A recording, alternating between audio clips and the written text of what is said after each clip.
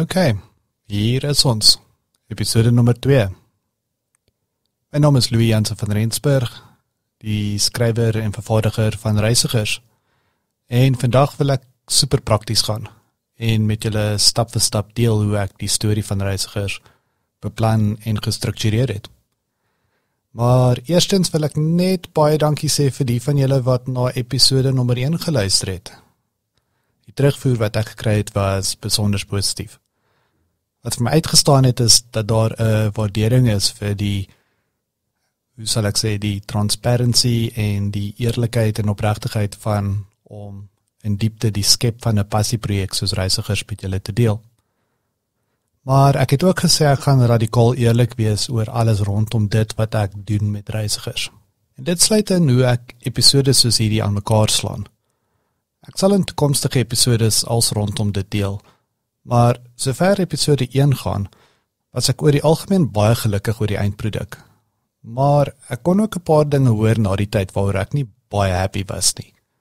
Vir een, ek dink ek kon my energievlakke en tempo veral in die begin van die episode met so 10% verhoog en verbeter het.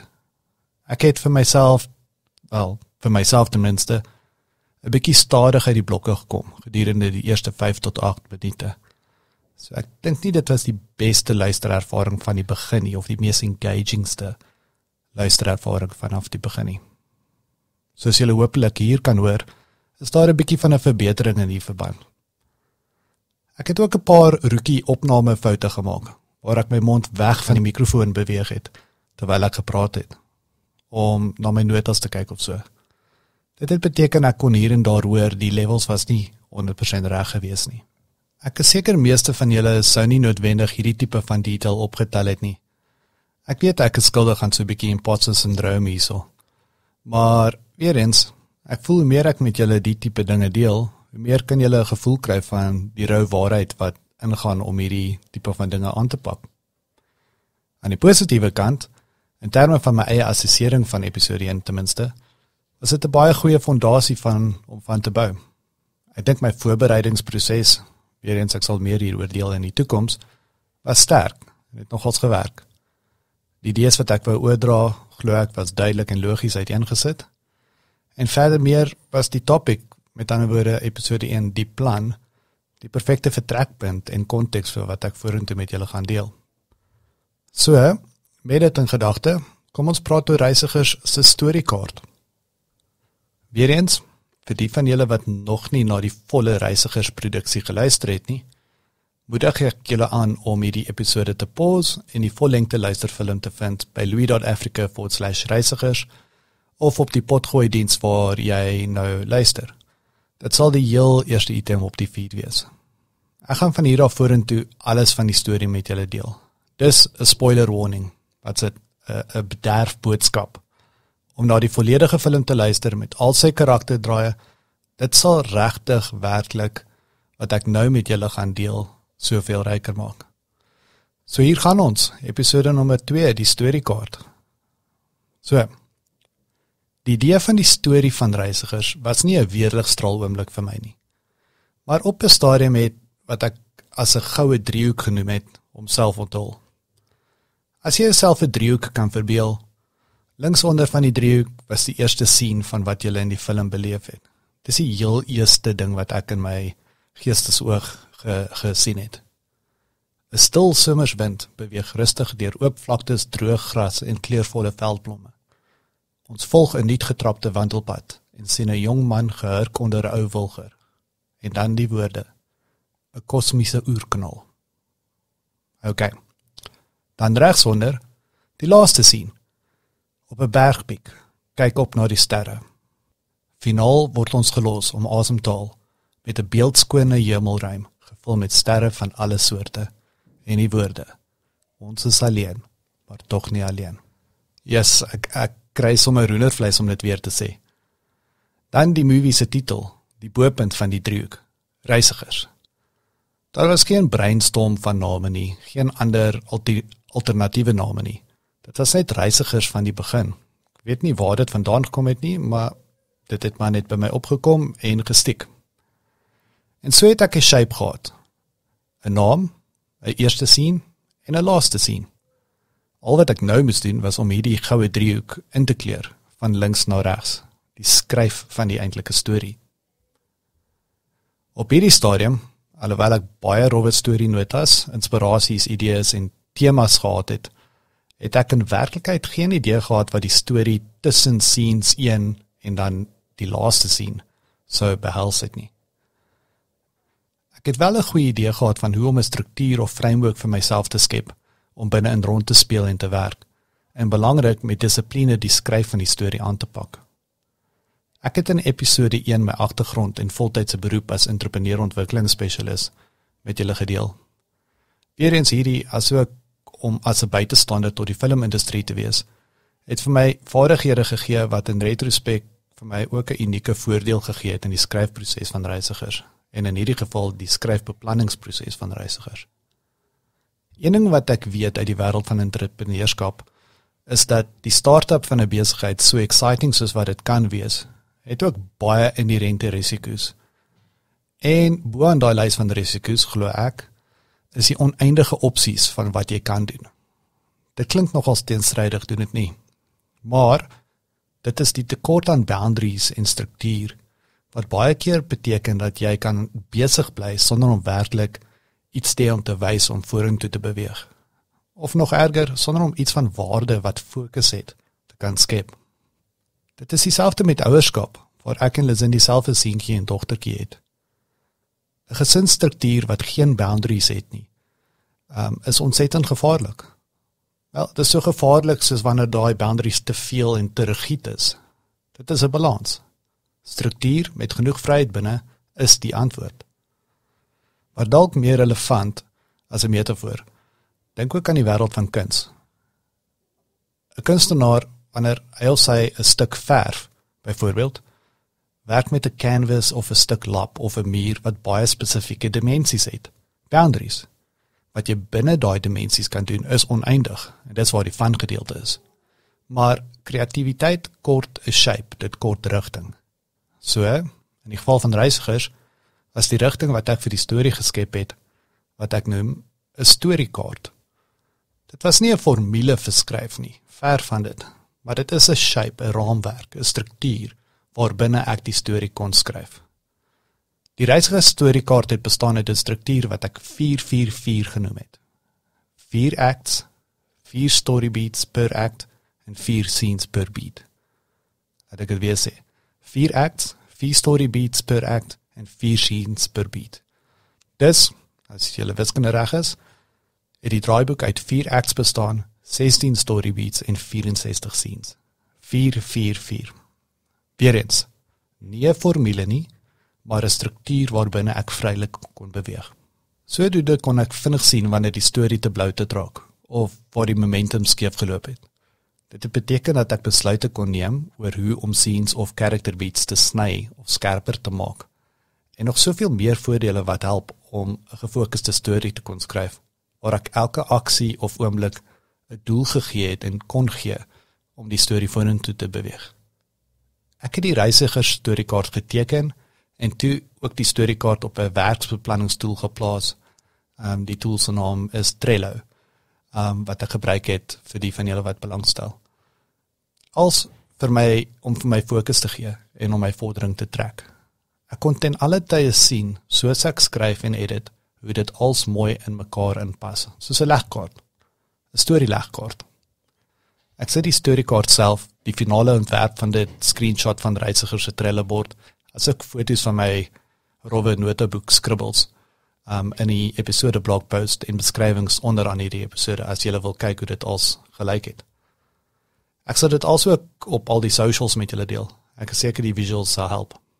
Nou, om te begin, hoekom 4 acts, so die eerste stuk van 4-4-4?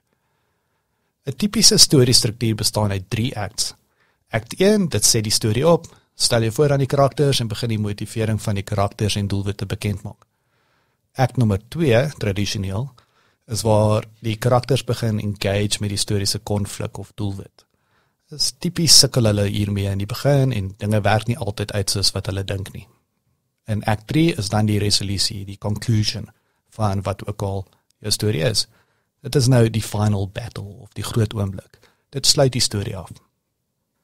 Nou, ek weet, daar is baie benaderinge en filosofieë oor die verskillende storiestrukture, maar hierdie is tipies die struktuur wat gebruik word. Maar vir my het die middelgedeelte, die act 2, dit was nog altyd vir my 'n bietjie van 'n probleem. Daar's gewoonlik 'n wendingsoomblik, waar die momentum en tempo van die storie na 'n volgende en finale fase begin en beweeg. Dis het dit net vir my sin gemaak om act 2 in 2 te deel, hoekom ek 'n 4-act struktuur gebruik het. Vir reisigers het elke act 2 teenoorgestelde temas gehad, wat daai gedeelte van die storie weerspieël het. Julle sien, die sentrale tema van reisigers is eintlik die idee van balans. Maar balans is nie 'n statiese ding nie. Balans is 'n uitkoms. 'n Uitkoms, glo ek, as gevolg van wanneer 2 teenstrydige kragte of forces met mekaar in aanraking kom. Dit is orde teen chaos, yin teen yang, lewe teen dood, geluk teen hartseer. Kan jy geluk waardeer sonder om hartseer te ervaar het? Wel, my gunsteling beeld vir balans is eintlik 'n baie meer eenvoudige beeld. Is amper soos, vir my is balans amper soos 2 fire hydrants wat teen mekaar bash. Dit is messy. Dan druk die een terug teen die ander en vice versa. Maar daar is balans in die middel. Die wrywing veroorsaak die balans. In reisigers is balans verteenwoordig in die spring tussen tydlyne van hede en verlede, met elkeen wat 2 teenoorgestelde temas verteenwoordig. Act 1 se 2 temas was saam en alleen. Act 2, tuis en op reis. Act 3, vrede en beklei. Act 4, verlos en hernie. Vir die van julle wat na reisigers al geluister het, sal jy die temas duidelik herken in die storie. Elke tema het 'n gevoel gegee aan die gedeelte wat hulle verteenwoordig het. Ek het dit selfs subtiel in die manier van die praat tussen karakters ingewerk, in die dialek so te sê. Die omgewing om hulle, dinge wat gebeur en waaroor hulle praat, die tipe musiek ensovoorts. Maar mees belangrik, die temas vloei in mekaar. Dit het die storie 'n bestemming gegee. Hernie, die laaste tema, weerspieël die finale uitkoms van die verlies, soektog en opnuut hernuwing van identiteit, wat ons karakters moes deurgaan. Nou, as julle nog met my hierso, byt asseblief vas, want nou kom die harde werk.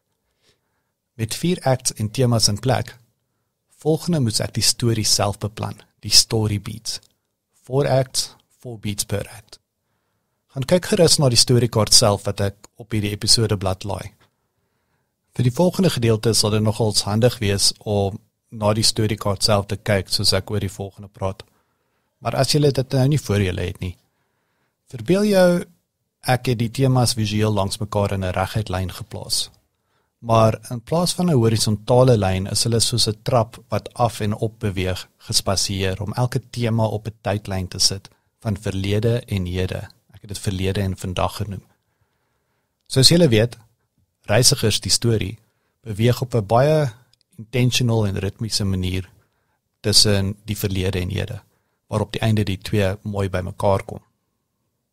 Vir elke tema of trappie, so te sê, het ek die beats uiteengesit. Weereens julle, gaan luister eers na reisigers by louis.africa/reisigers, want ek gaan nou die storie heeltemal vir julle uiteensit, elke aspek van dit. So, laaste waarskuwing. Act 1. Saam en alleen. Saam, dit speel af in die verlede, beat 1. Juba, Mario, Slabs en Monty op pad na hulle sterreplek. Beat 2. Die ouens trek hulle eie konstellasies. Dan spring dit vorentoe na die toekoms, na die hede. En die tema is alleen. Beat 3. 3 jaar later en Juba sukkel met stadslewe. Beat 4. Juba loop weer vir Slabs raak. 'n onbeplande en ongemaklike spitsreunie. Act 2, tuis en op reis. Tuis, terug in die verlede. Beat 5. Juba leen vir Royes om vir Slabs te help. Beat 6. Slabs spandeer tyd saam met die myntjies gesin. Dan spring hy weer vorentoe na die hede, op reis. Beat 7. Slabs en Monty daag onverwags by Juba en Mario op. Beat 8. Die ouens is op reis, huis toe met 'n onbeplande stop. Act 3. Vrede en beklei. Is julle nog met my? Vrede, terug in die verlede. Beat 9, die ouens maak reg vir 'n afskeidsopskop. Beat 10. Die ouens is in Rooies op pad partytjie toe. Baklei, die Jede. Beat 11. Die waarheid oor Slab se pa kom uit. Beat 12. Mario konfronteer vir Juba. En dan laastens Act 4. Verlos en hernie. Verlos. Beat 13. Die verlede en hede bots. Die karongeluk. Beat 14. Juba kom tot aangesig met homself. Mario is oorlede. Hy was nog altyd. In die hede tydlyn is hy nog altyd oorlede. Hernie. Dit is nou in die hede weer. Beat 15. Juba, Slabs en Monty sê totsiens. En dan Beat 16. Terug by hulle sterreplek is Juba alleen, maar tog nie alleen. Ek sit skakels na die visuals van Reisigers se storiekaart in die episode descriptions hieronder. Ek hoop jy kon bybly hierso. Maar ja, jy kan die storie voel en sien, soos wat ek dit nou verduidelik. Is nog beter as jy na die storiekaart kyk. Ek het amper elke dag, soos ek geskryf het, na die storiekaart gekyk. Vir elke storybeat het ek 4 scenes uiteengesit, wat ek toe moes skryf en in 'n tradisionele draaiboek formaat sit. 64 scenes. Die eintlike regte harde werk. Vir die van julle wat belangstel, gaan laai gerus die draaiboek af en kyk of jy die merkers kan sien van die storiekaarte. Net 'n laaste punt oor die storiekaart. 'n onbeplande, maar verrassend 'n waardevolle voordeel wat daaruit gekom het.